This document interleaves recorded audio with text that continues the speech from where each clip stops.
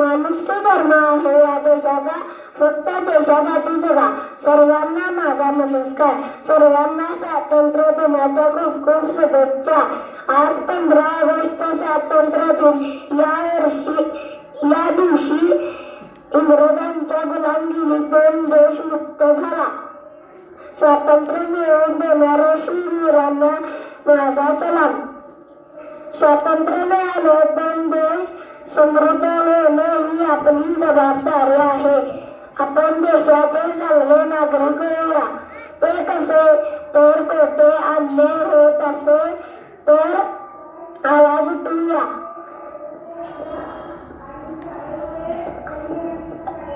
रोज एक तरी चांगली सवय लावून घेऊया.